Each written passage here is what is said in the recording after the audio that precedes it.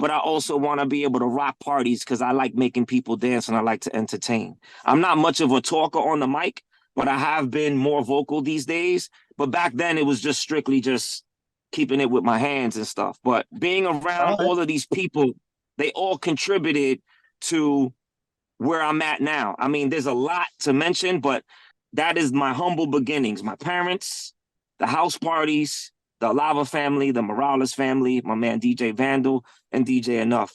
They all contributed to, DP1 becoming who I am today.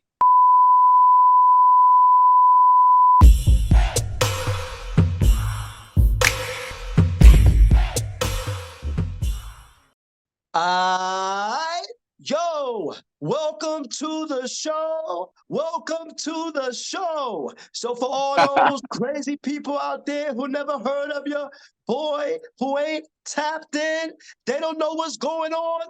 Brooklyn, New York is in the building. Give us your name and tell us what you do in a couple of seconds. My brother Kenny D, it is an honor to be on this platform with you. You know what I'm saying? It's the heavy hitter DP1, aka the Blessing, hailing from Brooklyn, New York City, born and raised, baby. What we doing? I like that. So let's go back to where it all started for you in Brooklyn with your moms, your pops, the dog, your brother, all of that. How did you fall in love with music? With music, I mean, that's a great segue because I do have to salute my parents. My pops is watching over me from the heavens. You know what I'm saying? So big up to my pop Spooky. I still have my mom. She actually just celebrated her 74th birthday just the other day. Aries gang gang. Whatever. The only child. I have no siblings, but I have a ton of brothers and sisters that I appointed single-handedly. Growing up or whatever. But my parents were always big into music. They love, like my pops, both my mom and my pops were into Motown and, the salsa and the disco and the funk and all of that. And my mom loves, of course, the reggaeton and all of that and the merengue. And, so I would be listening to like all of these amazing songs from various artists from various genres. And obviously when I was young, I didn't know, no way that I have any foreshadowing of me becoming a DJ in my future, but it definitely contributed, especially in a lot of Latin households. You would have jam sessions where family, friends would come over for just no reason, really. It's not even for like a birthday or anything like that. It was just because they wanted to, they felt festive and they just wanted to celebrate something, just life, or just maybe they were feeling down or they had, hard times at work or whatever. They were like, hey, I'm not busy this weekend. Come over. Family would come over. And my uncle would be on the guitar, my pops would be on the congas, my mom would be in the kitchen chefing it up, but then she'll chime in on the maracas and stuff. And I was a little one running around in the living room, being around all of that. So, my humble beginnings definitely start with them. Believe it or not, I have never moved. So born and raised in Brooklyn, Ocean Avenue to be exact, and I'm still there. And now I have my own family. Salute to my 5-year-old Kevin, my girl Joni, and our 2 dogs, Lola and Harry. But now I got my own family. I'm definitely trying to move us out eventually, maybe Jersey bound or something like that, so I can still have easy access to the boroughs in New York, because that's where most of my business happens within, the boroughs, Brooklyn, Manhattan, Queens, Bronx, Staten Island, Long Island, and all of that. So, but yeah, it started, like, my love for music started with my parents, I would have to say. And then my friends, growing up with, amazing friends that put me on to like all different types of artists. And then I guess I could segue from there with the next question. I don't know if I answered the question or if I'm rambling on. I'm a talker, man. So just, reel me in if I'm going too far deep, off the deep end, All right, we got you. I like that. I like that answer. So I was checking you out a little bit. You started DJing around 14 years old. What was your doing the house parties and things of that nature? What was the first song that got the crowd going? I cannot answer that question. I have no idea, man. I mean, I just know that I started DJing when I was about 13, 14 years old. It really just started with just tuning into the radio, listening to 98.7 Kiss FM, and just trying to understand what the hell our Uncle Red Alert, the super legend, was doing when he was rocking on the airwaves and whatnot. You know what I'm saying? So I was just like, I would hear, I would just pay attention, close attention to what he was doing, the way he was, transitioning from record to record and manipulating the records. I didn't know what anything was called. I've never really seen DJ equipment before at the time. All I had access to was my mom's stereo system, like an all-in-one with the turntable, cassette player, and all of that all in one. And it wasn't until I started linking up with some friends. Big shouts to my homegirl Sabrina. Big shouts to the Morales family. They would always have these parties, these get-togethers, and one time I remember one time she was telling me about some friends that she had where their older brother had DJ equipment. So I was like, no way. So I was like, I might be able to introduce them to you at some point, and then you could take it from there. I said, oh man, I would love that. So they came to one of her family gatherings or whatever. I met, that was my first time I got a chance to meet Leo, Dean, and their older brother Victor, and they lived further down Ocean Avenue. So I befriended them, and they would invite me over to for dinner and just hang out and stuff. And they trusted me to touch the equipment. And at the time, what they had was Gemini belt-driven turntables. Those are super difficult to DJ on because the motor is not that strong. So if you try to do any type of scratching or any try to manipulate the records in any way besides just letting the records play, it's gonna be like a you know what I mean? Like you gotta wait for the motor to catch up to your movements. So you have to really be light-handed.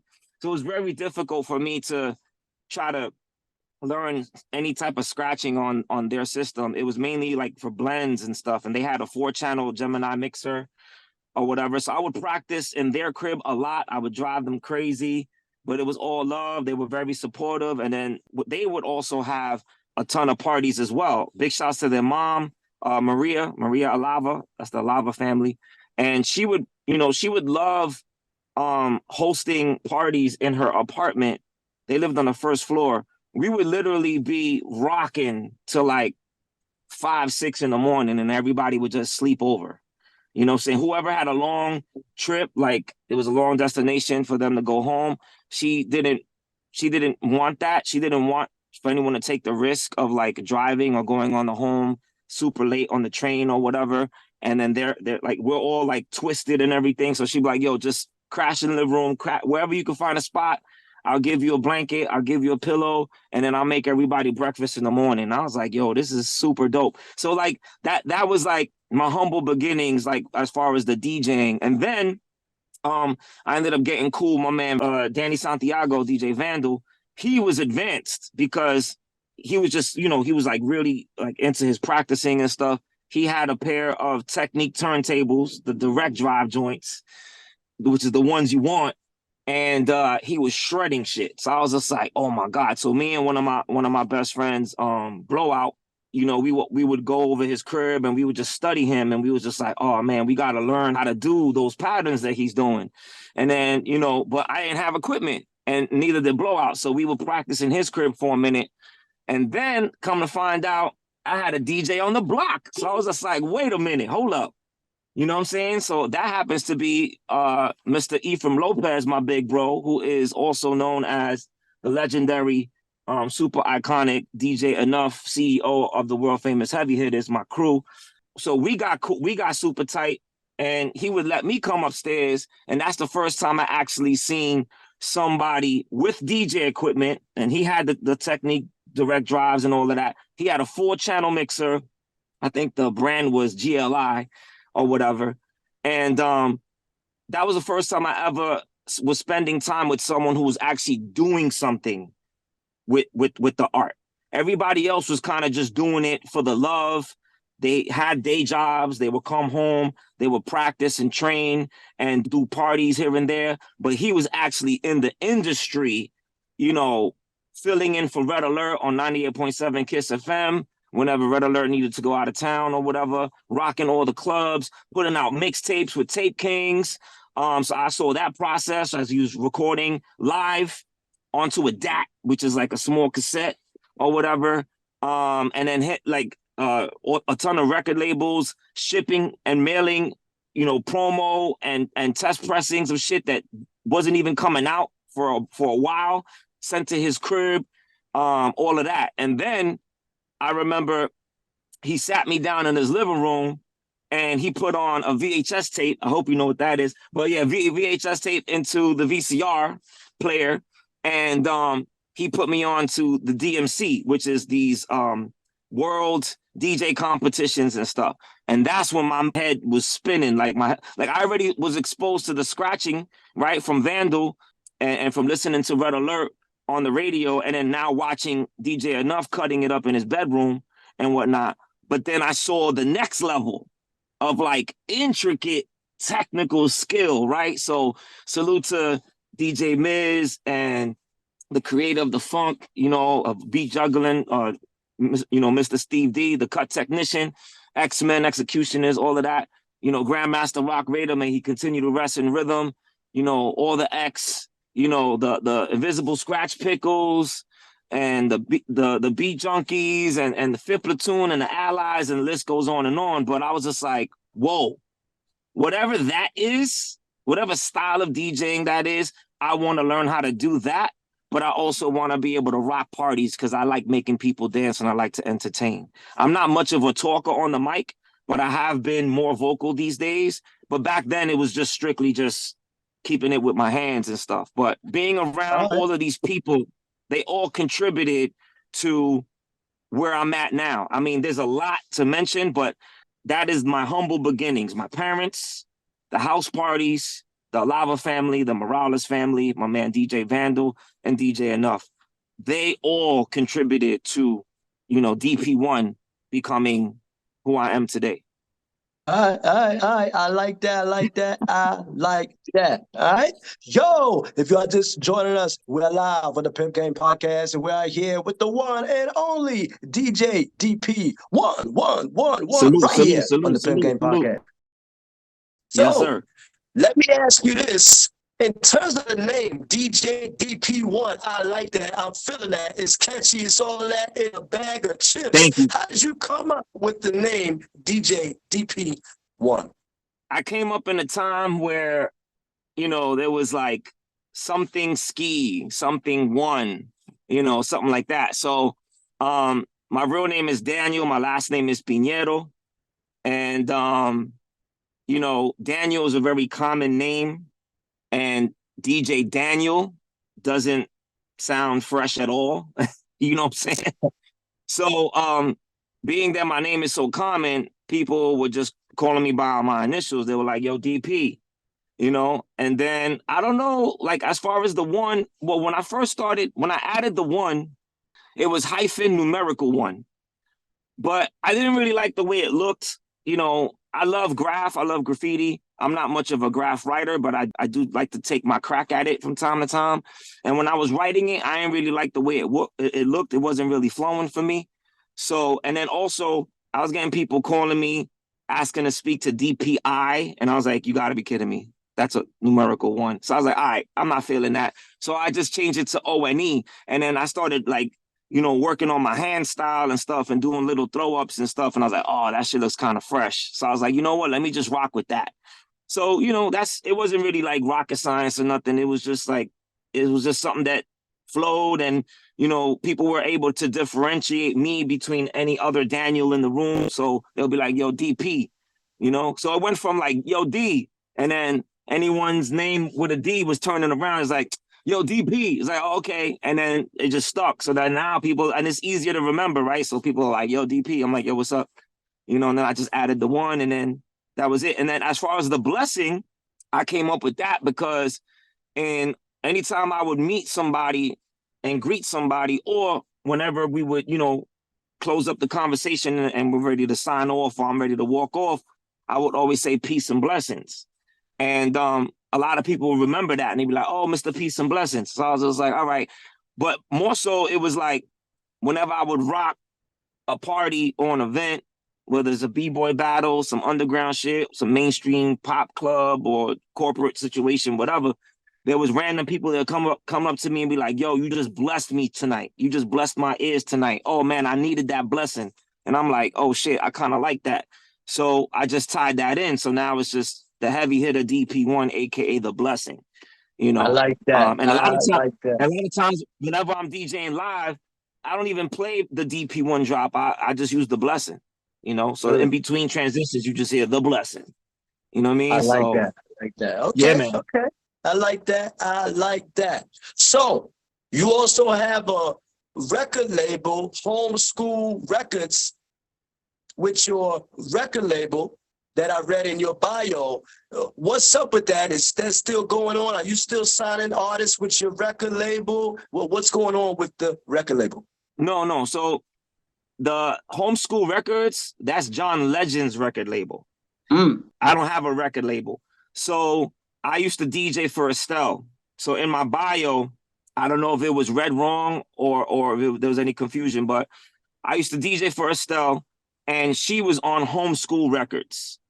And at the time, we were doing shows and I jumped on the Bailey's tour when I was DJing for her, which allowed me to DJ for John Legend and everybody that was on the Homeschool Records roster. So like John Legend's brother, but yeah, no, Homeschool Records is John Legend's label. I wish I had a label. I don't have a label. I do have my own like internet radio platform, which I kind of like put on hold because there's a lot. I don't really have a team, but there's a lot that goes to building it up. It's called The Blessing Radio, which is that right there. That's the logo. And I just have to like, for some reason, I don't know why, but the app was removed from the Google Play Store and the Apple Store. So I gotta I know some people that got the same platform, so I'm just gonna try to see if I could get that up and going. Again, whoever has the app on their phone, it still works. I'm still paying for the service, but it's not in the store anymore. So I kind of paused on promoting it. But what I'm doing with that is just showing love to all my favorite DJs that are creative, that, are dope at what they do. They're elevating the art form, whether it's they're ill at blending or they're ill at blending and cutting, wordplay, ill remixes, whatever. I'm going to get back to that. But right now it's on a hold. But yeah, the Blessing Radio is definitely what I'm trying to put out there and promote, But yeah, sorry for the confusion if I confused you with the whole Homeschool Records thing. You know what I mean? It's okay. It's okay. So speaking of John Legend and Estelle, they got a lot of credibility in the music industry. How was it DJing for the two? What's the difference between the two of them, between John Legend and Estelle? Well, when I first started DJing for Estelle, I went for the audition and I ended up getting it. What also helped getting the job was my man Swiss Chris, phenomenal drummer, was drumming for John Legend. He was actually in the other room. When I came out of the audition room, he was like, DP, what's up? I was like, yo, I'm here. He's like, what you doing here? I was like, just trying to see if I get this job, man. You know what I mean? Just auditioning to, Estelle's looking for a DJ. He's like, and he just, at the top of his lungs, he's like, y'all don't even need to look any further. DP's all you need. And I was like, oh, that's crazy. That's a crazy that's a crazy cosign. And I don't know if that had everything. I know it had something to do with it. I don't know if it had everything to do with it. But next thing you know, they were asking me if I had a passport.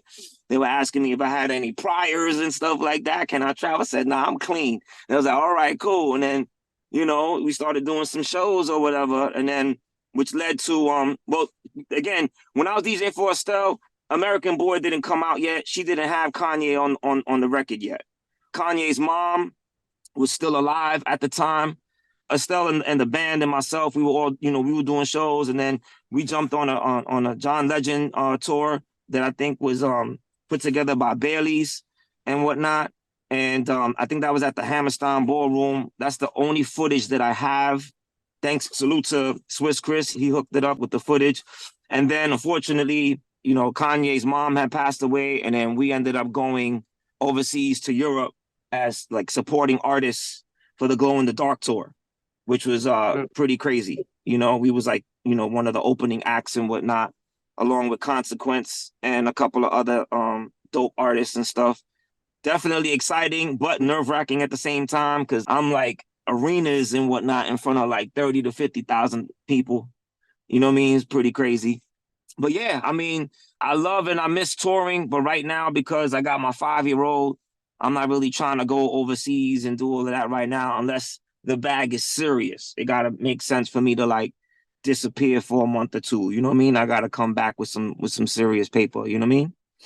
All right, all right, all right. Well said, well said. So you mentioned touring. I know you toured with Estelle, John Legend, and one other being Lauryn Hill. You toured with Lauryn Hill. What's up? Yep. The rumor out there in the industry is she is always late. Have you experienced that with her? What's that? Is she always late, Lauryn Hill? Is she always late? I don't know if she's always late. I can say from my experience, she definitely ran behind a lot. You know, I remember vividly, I got the call from my man Chalk. I don't know if you know who Chalk is. He's a phenomenal drummer. He was in Bringing the Noise, Bringing the Funk. He hit me up and was like, yo, what are you doing right now? I was like, what's going on? It was like early in the morning, like 9, 10 in the morning, something like that. He's like, yo, Lauryn Hill's looking for a DJ. I was bigging you up. You better get your ass over here. I said, yo, bro, I don't got a call. He was like, listen, figure it out. I was like, oh shit. So I called my manager at the time, my man James Ellison. He was living in Jersey. And I was like, yo, James, man, you ain't gonna believe this, but Lauryn Hill's looking for a DJ. He was like, yo, say no more. He drove from Jersey to Brooklyn to pick me up, back to Jersey, just so I could do the audition. And I got the job, you know what I'm saying? And it was short-lived. You know, I only did like, I want to say 4 gigs or whatever. But yeah, I do recall, you know, me being in the rehearsal space with the band for hours. And then Lauryn Hill would show up like almost towards the end of the rehearsal. And then she would like switch everything up that we just rehearsed for like hours. Like, yeah, actually, I want that shorter. Like, I want to change that intro. I want to switch this song to, instead of second, I want this to go seventh or whatever. And then she was giving me my notes. Like, I want you to add this and don't do that. And I'm just like, yo, how are we supposed to remember all this shit now? Like, we were in here for hours. But, you know, every artist has their method and the way that they want to get shit done. And I guess it's been working for her in her own way. There were a few times where I remember I was on stage, I think for Vibe Fest. And I don't know, I think she had gotten into it with the hairdresser or something. And I was on stage and we were like, the first song we were setting off the show with was Dua. And it felt like it was going on forever. It was like, dun, dun, dun, yeah, yeah, dun, dun, dun, yeah, yeah. Dun, dun, dun. And then the music was like, he was like this. He was like, yo, keep it going. And I was like, yo, it was pretty crazy. I kind of wish I was able to develop a stronger relationship with her, but I guess she was never mean to me, but she was very like to herself. Like I wasn't really able to just walk up to her and start talking to her. Like there was a tour manager who would kind of like relay messages, even if she was like in the same room. She would tell the tour manager would walk over to me. Unless she felt like she wanted to talk to me directly, she would do so. But like she wasn't really trying to like if she didn't know you already, she wasn't really trying to like let you in like that. It was kind of weird. Like she never called me by my name. She never called me by DP or anything like that. She would just say DJ, or she would just be like, peace, what's up? You know? And I'm just like, okay, that's a little awkward, but I you know, I was focused. Like I just wanted to get the job done and do my best. You know, she definitely showed love to my craft. She would let me cut up over the songs. I never really got a chance to like open up for her, like as far as like hyping up the crowd and, you know, showing her my party rocking skills. You know, salute to my homegirl Reborn. She gets a chance to do all of that. So she's able to do the things that I always wanted to do with Lauryn or Miss Hill. You have to call her Miss Hill. I think even now you still have to call her Miss Hill. There's no L Boogie. There's no, Lauryn Hill. It's Miss Hill. You know what I'm saying? Like, out of respect. So we will all have to call her Miss Hill. And yeah, I mean, I wanted to do mixtapes with her. I wanted to, rock out and maybe do some after parties with her and stuff, but I never got a chance to do any of that. Like I said, I only did like 3 shows. And I remember I took money from those shows. I bought my first laptop because I remember, like, at the time, everybody was going crazy about the Serato Scratch Live hype and shit. Now it's Serato DJ Pro, but Scratch Live. And I was just like, yo, what is this program I keep on hearing about? And then I was like, you know what? I need to look into this shit, because if the executioners are using this shit for their shows and Jazzy Jeff and Kid Capri and all these people are using it, there's something about this that I need to, give attention to. So I took that money and I bought a PC laptop and I bought Serato Scratch Live, and then the rest is history. But yeah, I mean, it's unfortunate. I wish, a part of me feels like maybe I should have been a little bit more aggressive, but I don't want to turn nobody off coming off thirsty or being like coming off like I'm being rude or I'm trying to invade their personal space. You know what I mean? So if I wasn't organically invited into her space, I left her alone. Like, I kept it strictly about whatever we was doing for the show, and I kept it pushing. We didn't speak after that. You know what I'm saying?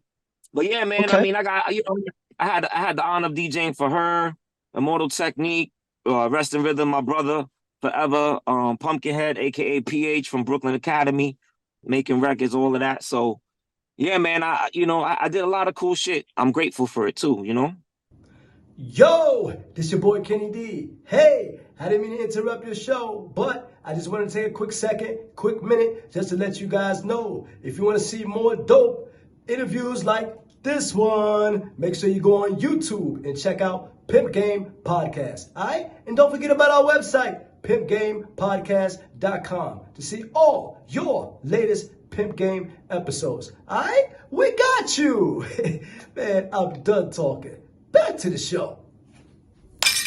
All right. I like that. So let me ask you this real quick. In terms of her not letting you in and not really letting you talk to her and things like that, you think that's because in the industry, maybe the DJ or maybe the artist she's working with may try to holler or something like that? Is that something that maybe that the artist may worry about as a woman? No, I mean, that could be a thing. That, there are artists that end up crossing the line. I mean, I guess if there's, if you're in that situation and you're working with an artist and the artist is giving you clear indication of wanting to, like, take things a step further outside of business, then, there's a tasteful way of doing that. In Lauryn's case, or Miss Hill's case, I don't think that was the case with me at all. It was just more like she didn't know me. And I had to, I guess, she wanted to pace herself with who she allows herself to get close to. So she was just strictly just keeping it like super professional. Like, this is your position. This is your responsibility. Do a good job. And you got a job working for me. You know what I'm saying? But, after a while, I was just kind of like, I think I want to move on to new experiences and stuff. So after like the 3rd or 4th gig, I kind of stepped off. And I don't know if that was the smartest thing to do or not, but I think one of the main reasons why I stepped off too is because it didn't matter how amazing you were at your art. If it didn't line up with what she had in her head, you were gone. So there were a few moments where I would show up to rehearsal and we'll have a new drummer. I would show up to rehearsal and we'll have somebody new on keys. I remember because when I went to the audition, Chalk was the drummer. He ended up leaving for his own reasons, but we had like 2 to 3 drummers within that short time span that I was DJing for her after that. And then I remember this phenomenal pianist named Osiris. This dude was a genius. He didn't last long. She replaced him too. So I don't even know how to take that, but I was just like, I was taking notes though. I was like, okay, I'm not going to allow myself to get comfortable and put all my eggs in one basket, because she could let me go whenever she feels like it. And she has the right to. It's her show. It's her tour, right? So I was just like, I'm not going to allow myself to get comfortable. So that's why I was like, all right, you know what? The bag is pretty decent right now to do these shows. Let me invest into this Serato shit while I have the money. And that was that. I remember I took the money, I invested into the laptop, I invested into Serato, and shortly after I bounced, you know? So I looked at it as like, that helped me with my humble beginnings of learning how to use Scratch Live or whatever, you know, and like figuring out how to transition from, you know, analog vinyl to, you know, to digital DVS controllers and hardware and all of that stuff or whatever. But see, there's a difference, man. Like, I'm a people person and I'm a vibey cat. So if I pick up good vibes, like I said, she was never mean to me or nothing, but I didn't feel all the way comfortable for me to just sit next to her and be like, yo, Lauren, what's up? Or yo, L Boogie was good. Like, you couldn't do that. It was like, hey, Miss Hill, how you doing? Are you happy with the ideas I came up with? Yeah, I like that. I like that idea. But, you know, we need something for the bridge or whatever. So you could come up with something for the bridge. I think that'll work or whatever. You know, maybe try to come up with something by tomorrow. I'm like, all right, cool, Miss Hill. You know, copy that, you know, noted. And then you have a great evening. It's like, you too. And then keep it pushing like that. You know what I mean? But I remember when I was DJing for J Live, it was a completely different vibe. You know what I'm saying? Like, we would talk about life. And, you know, he would tell me about, you know, his inspirations and his goals and aspirations and all of that. I didn't really get a chance to do that with Miss Hill. You know, I just had different relationships with J Live. I had different relationships even with Estelle. You know, I ended up getting real cool with Estelle until like things got a little funky, and then I had to like, you know, keep it pushing or whatever. Mortal Technique, that's my guy forever. You know, we chop it up, we laugh, we get into, you know, deep, heartfelt, meaningfuls and all of that. You know what I mean? I still got a relationship with J Live. I still got a relationship with Immortal Technique. But I guess as you start moving up the ladder and dealing with bigger artists, it's different. People just move different. Not everybody is going to be as welcoming. Not everyone's going to put all their trust in you. You know what I mean? So, because you're also getting access to them in a personal space, right? Like, you're behind the scenes, like, you know what I mean? So, like, they might not want to have certain things exposed, or they might not want you to know about certain things. So they're just going to keep that on the wraps or whatever, because they ain't trying to have shit leak out or whatever, because, you know, they don't know. There's people out there, especially, you see how it is with social media. It's crazy. You know what I'm saying? Somebody finds out about a little something about somebody, they run off with that shit just so they could get likes, just so they could share that shit, just so they could get more traction on their page. You know, shit is crazy. Shit is crazy whack, yo. You know, so it messes it up for everybody who's trying to develop a genuine relationship with someone. You know, it takes longer to earn someone's trust so they can let you in. But again, salute to my homegirl Reborn. She's crushing it. She's Mrs. Hill's official DJ. You know, salute to Grandmaster Supreme, who used to DJ for her. My man Rampage used to DJ for her. My man J Period, who did mixtapes with her. You know what I mean? Like, they all got further with her than I did. But hey, she was going through some shit. It's all good. You know, she don't owe me nothing. All right, all right. Well said, well said. All right. Yo, if you are just joining us, we are live on the P.I.M.P Game Podcast, where we highlight positive, intelligent, motivated people each and every single week. And today we got the one and only DJ DP1 right here on the P.I.M.P Game Podcast. So today's topic of the show is the DJ, Mr. C. He just passed away, a huge blow to the record industry. I'm aware that you know him. Where were you when you got the news that DJ Mr. C passed away? I was home, and I was wiping my eyes, just waking up in the morning. And, I do my daily check-ins and stuff like that. Like, I check emails or calls or texts or whatever. And then, I check in on the heavy hitter chat. And in the heavy hitter chat, my fellow brothers and sisters were talking about a rumor going around that Mr. C had passed away. And I was like, whoa, So like my heart stopped for a second. I said, wait a minute, what? So I started searching on Instagram or whatever, just, hoping and praying that it was misinformation. You know what I'm saying? Because again, people they find out a little thing, a little detail, and they just run with that shit, whether it's true or not. But I saw Ed Lover post something on his IG page, and I was like, if Ed Lover's posting it, I guess this is true. You know what I'm saying? So then we all was chiming in. It's like, yo, Ed Lover just posted about it on his IG.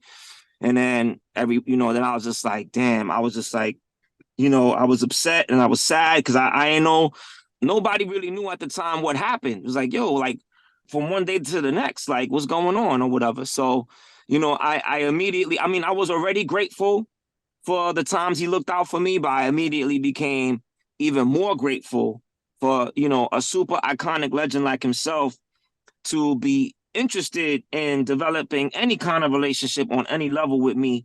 You know what I'm saying? For me to be able to just call him and chop it up about whatever.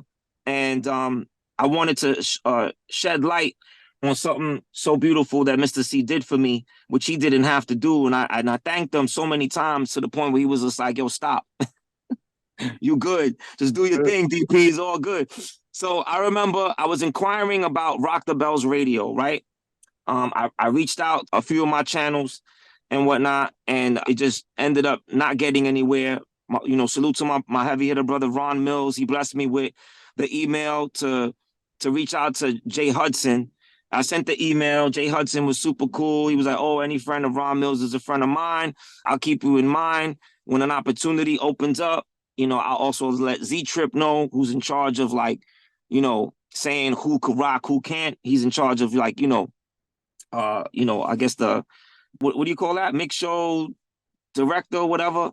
But then I never heard back from Jay Hudson. I guess it was just like, we had that conversation at one time and it never led to anything.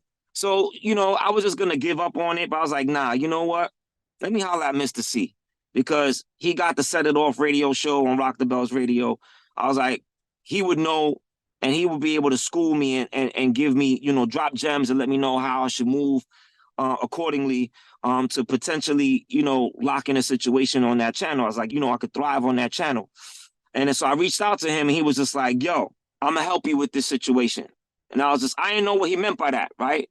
So I was like, all right, yo, see, I appreciate anything you could do, but I understand you busy. So if nothing comes from out of this call, it's all good. And literally the next day, I had a missed call from him. He said, yo, call me back. I said, all right. I hit him back. I was like, yo, see, what's good? Everything good? He goes, Z-Trip is going to contact you. Be on the lookout for his call. And I was like, wait, what? He was like, yeah. As soon as I had a chance, I was able to give Z-Trip a call. I told him about you. And he said, if you say he's dope, I'll put him on. And I was like, yo, see, man, thank you so much, because you really didn't have to do that. Like, you're a busy dude. You know what I'm saying? He's like, nah, DP, stop. It's all good. You a dope DJ. Just do your thing. And I was just like, yo, B, for real, man. Thank you. He's like, yo, DP. And we left it at that. And then next thing you know, just like he said, Z-Trip hit me up. We had a dope conversation. It's my first time speaking to Z-Trip. Big fan. And then he followed up with an email. And then I submitted a mix. And it was a Labor Day weekend, 2022. First time. That was my debut. Rock the Bells Radio, and I'm looking forward to many more opportunities. But it just goes to show, like, it does make a difference when someone with that type of credibility, you know what I'm saying, he just puts it out there like, yo, listen, this dude is dope, he deserves this opportunity. And heads are like, yo, I'm not gonna question your opinion. Like, all right, if you say he's dope, that's it, I'll put him in. You know what I mean? So, and there's a ton of people that I know in the industry that I've known like longer than Mr. C, or like I was closer to, because like I knew Mr. C, but I wasn't like best friends with him. You know what I'm saying? But I just had the respect, and he always would show me love. You know what I'm saying?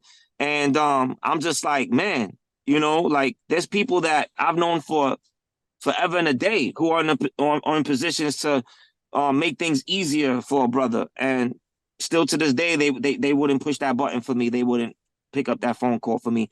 And I get it. It's cool. Nobody owes me nothing, but that's that speaks volumes. It's like, yo, he don't really know me like that, but he just got the respect of me being a heavy hitter. You know what I'm saying? His relationship with Enough, his love and appreciation and respect for the crew, and just him going like all out for that. That yo, like he'll always have a special place in my heart. And then on top of that, I asked him for a drop, you know, because I like to use drops whenever I'm doing radio or mixtapes or just even when I'm spinning live or whatever for transitioning purposes and shit. And you know, he blesses me with a drop, but it wasn't just a drop of like, yo, this is DJ Mr. C and you're in the mix with DP1. He went all the way to like, he's like, yo, you listening, you know, like, you listening to the heavy hitter, DP1, like, I got to just play it one day or send it to you. I don't know, whatever, but it just came out so fire and he just put his all into it like he does with everything else. And I will cherish that. I was already cherishing that drop for him just taking out the time to do it for me. But now just to keep his legacy alive, I'm going to make sure that I play that shit any chance I get. You know what I'm saying? Especially if I'm going to do a Biggie set, especially if I'm going to do a Big Daddy Kane set, or I'm going to show love to the Juice Crew, or I'm going to show love to the Big Dog Pitbulls in any way, like his drop is going to get played. Or tributes to Hot 97 or whatever. You know what I mean? Like, yeah, man. I like that. Okay. I like that. Now, I was checking out your bio. One of the things you had in there that stood out to me was you played over at BB King's, the 4040 Club, places like that. I didn't see Diddy's house on the bio. Have you ever DJ'd at a Diddy party? Nah, never. Never. I feel bad, man. Everybody's going so hard at Diddy. It's almost like they're trying to crush his whole existence. And it's just like, I don't know, man. I'm not going to speak for the brother, but he has definitely contributed to the culture. I will say that. But as far as like his personal space, I can't really speak on none of that. It's crazy they turned his name into a verb. Like it's pause, no Diddy. Like that shit is crazy to me. It is. It's That shit is crazy. crazy to me. I mean, listen, I don't know, man. You know, I can't really speak on that. All I can say is that I will appreciate his contributions to music and to the culture. But other than that, I mean, I don't know what to think about anything. Like, if anything, it's more of a distraction than anything. You know, I'm just trying to stay focused. I got a family to feed. I'm trying to better myself as a person. I'm trying to better myself as far as health, my mind, my spirit. I'm trying to keep balance. I'm trying to be a better person or the best version of myself than I was yesterday. You know what I'm saying? Elevating my knowledge on various skill sets and just trying to build organic connection with people and just, yeah, man, just trying to achieve further greatness. All that other shit, I mean, you know, again, I can't really speak on that and everything else is going on, but it's just sad to me. It's just like, damn, yo, it's crazy. You know what I'm saying? It's just like, I don't know if any of the allegations and all that is true or not, but it's just crazy. Like, you know, It's wild. You put in so many years to build artists, put out hit records, yada yada, and then all of that is just like, you know, could potentially be wiped off the slate. Like you never did anything, and you just never existed because of your actions. So, you know, I guess it's a lesson. Like you got to be careful. You can't get too comfortable and start getting reckless and sloppy out here, where like you jeopardize your whole entire, you know what I mean? Like everything you worked hard for, your whole identity out here, like it just gets crushed by you know, careless, reckless action and behavior and shit. But you know, it is what it is. Okay. So you mentioned you're trying to put food on the table for your family. Any future projects or anything you got going on right now for DJ DP1? I have a lot of things in the works. There's not a whole lot that I can speak of right now because I don't want to start speaking in detail with everything I want to do. I like to speak about things that I've done. But yeah, I mean, you know, definitely just in a nutshell, putting out more content, you know, from recordings, mixtapes to featuring on people's songs to putting out my own EPs and my own albums, my own material, streaming more, producing my own shows, producing my own parties and events. Then I also have my entertainment company, HDEC Entertainment, which a lot of my 1,000% goes to that. And pretty much my company specializes in event services. So anything that's needed to pull off a successful event, my company can make it happen. From providing DJs, MCs, dancers, party motivators, to sound equipment, audio, video, TVs, cameras, all of that stuff, as well as lighting. It's like a one-stop hub or whatever to get whatever it is that you need. Even if you need to rent equipment, I also offer my tech services where I get hired a lot to do, to be a tech for a show. So like, say there's something happening, big shouts to my man Daniel from Doubt and Belief. He'll usually hire me to provide the DJ backline at Irving Plaza, and I'll team up with the amazing crew over there at Irving Plaza. And I'll just make my main responsibility in that particular situation would be to make sure that the DJs don't have any compatibility issues with whatever operating system they're on their laptop, whatever hardware that they're using that I provided, and, things of that nature. So, yeah, and I've been told, like, there's a lot of festivals, a lot of, events where that, there's sound companies that, they rent their equipment, but there's no one on site to help anybody if something goes wrong with their software. If something goes, like, if their DJs are not really like super seasoned, or it's been a while since they touched the equipment and they're trying to figure out how to maneuver through the equipment, there's not really anyone there to walk them through it.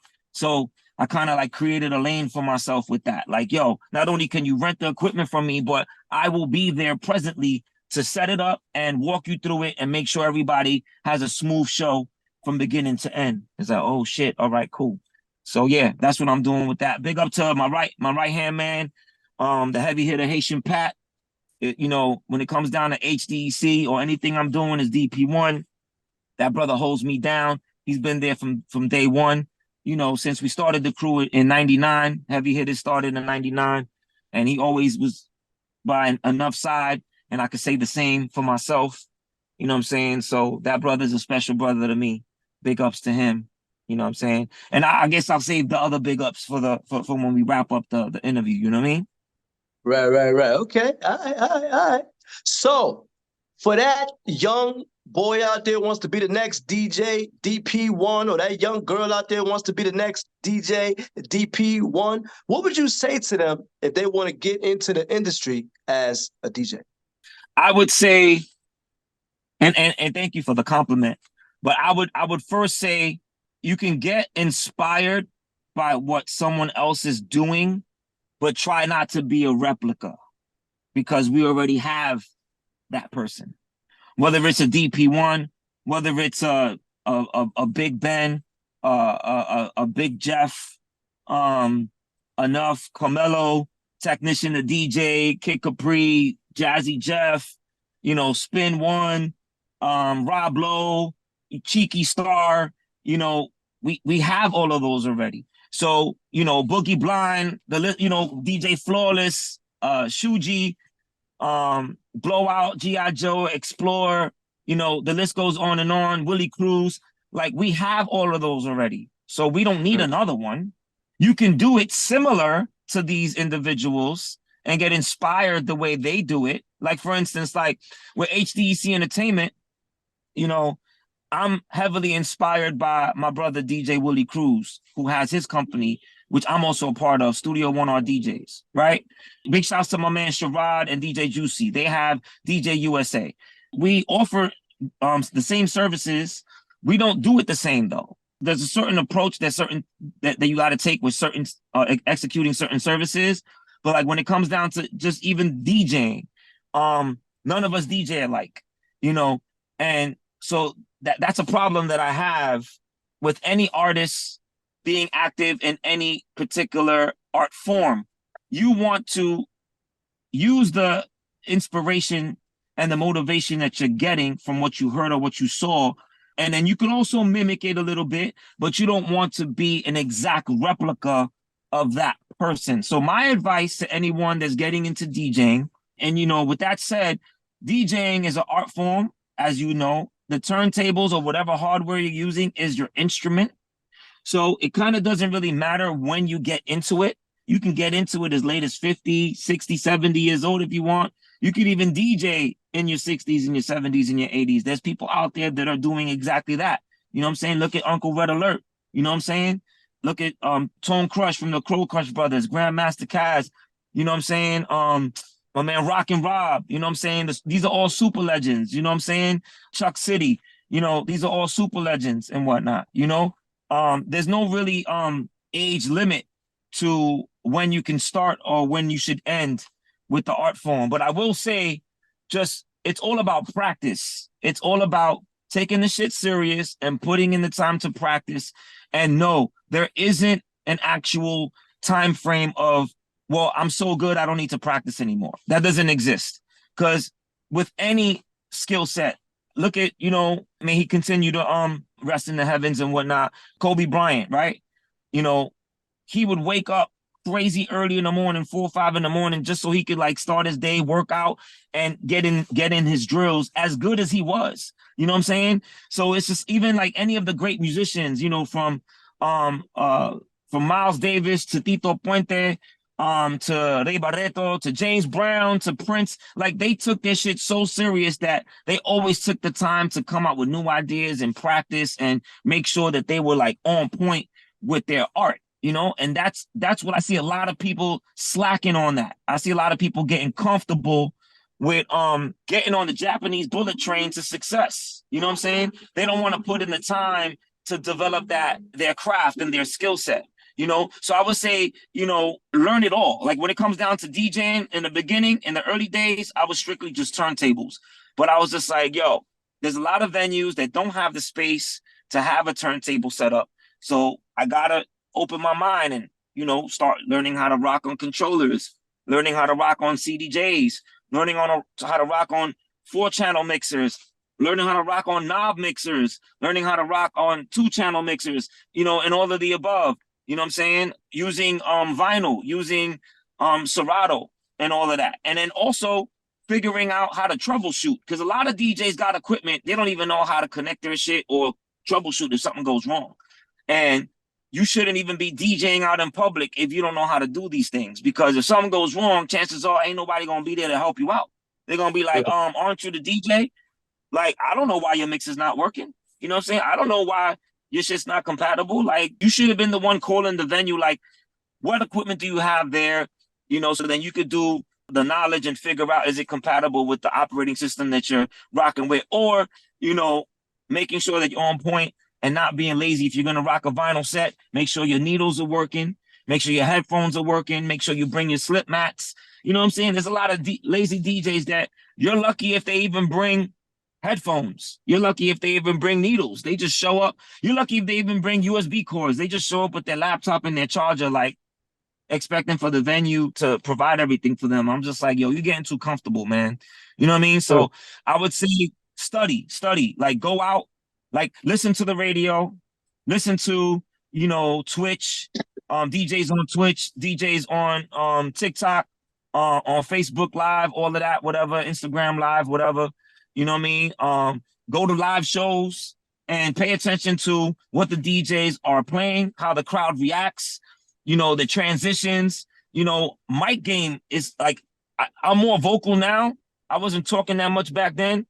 But mic game is also super important. But there aren't too many people that have mastered it. Like, you know, the iconic Mr. C, my big bro DJ Enough, Camelo, Funk Flex, K Capri.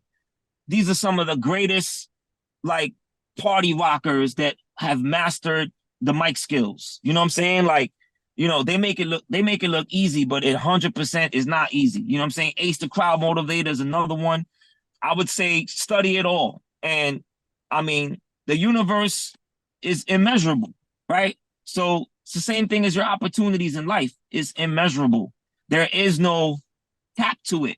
So live your life lidless. You know what I'm saying? Like, just keep on pouring information and knowledge and just embrace all the experiences, whether they're bad or good. You know what I'm saying? And just don't even trip on like failure and all that, embrace that, because that's where the growth is at. It took me a long time to learn that lesson. Like, I used to get embarrassed when I would and make mistakes, and I'm just like, oh shit, like, had I not made that mistake, I would have never asked the question of why does that happen? And, there's other people that happened to, and how can I prevent that from happening again? And it just made me more sharper and just, being more aware of certain things that can go wrong and what to look out for and shit like that. You know what I mean? So I would just say go hard with that shit, man. Don't half step. Don't do it strictly for the money. Don't do it strictly for the glamour and the attention. That shit is corny. You know what I'm saying? Then that becomes gimmicky. Then you start doing real cornball shit, just so you could get the likes, just so you could get the shares. And then it has the same effects as a meme. You know what I'm saying? And yeah, some memes are funny and shit like that, but you don't want to be a gimmick, man. You want to be you want to stick to your true, authentic self. We are all one of one, right, Kenny D? You're one of one. There's only one Kenny D in your making. There's only one Kenny D. Of course, there's probably someone else in the world that might go by the same name as Kenny D, or their first name is Kenny, or they might be into the similar things that you're into, but there's only one Kenny D that is doing it the way Kenny D's doing it. Same thing with there's only one DP1. So you want to just focus on that. You know what I'm saying? What are you going to do to tastefully stand out, to be your true, authentic self for people to respect? And that's it. You know what I'm saying? All right. Well said. Well said. Well said. So, for those people out there who've been rocking with you since Brooklyn, since 14 years old, and rocking the crowd, since touring with Lauryn Hill, John Legend, all of that, any shout outs or final thoughts for your fans before we sign off on P.I.M.P Game? Yo, I'm going to try to make this brief, but I don't know if that's possible. We'll see what's up. I'll try to make it quick, but I definitely want to, again, salute my parents. You know what I'm saying? My pops and my mom, you know what I'm saying? I'm starting with that.